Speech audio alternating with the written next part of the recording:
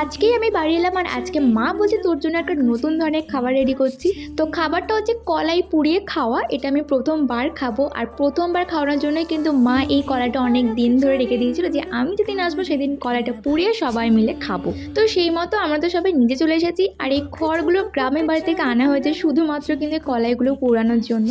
আর এখানে তো মা আর বাবা তার পুরো নিজেদের ছোটোবেলায় ফিরে চলে গেছে। ওরা নাকি যখন ছোট ছিল তখন প্রায় এরকম করে কলাইগুলোকে খেত আর খুব আনন্দ করে খেত। আর আমি আর দিদি এরকমভাবে খাইনি বলে মা আর বাবা কিন্তু বেশি উদ্যোগ নিয়ে কাজটা করছে যাতে আমরা এর টেস্টটা বুঝতে পারি। আমি আর দিদি তো ভাবতে সব তো পুড়ে গেল, তাহলে খাবে কি, কিন্তু মা বলছে না, এর মধ্যেই নাকি কলাইগুলোকে খুঁজে খুঁজে খেতে হবে, এটা এর মজা। আচ্ছা, তোমরা কে কে এরকমভাবে খেয়েছো অবশ্যই কিন্তু কমেন্টে জানিও। আর সত্যি বলছি খেতে কিন্তু দারুণ লাগছিল, আমার তো খুব মজা লাগছিল। আর খাওয়ার পর আমার হাতটার মুখটা শুধু দেখো।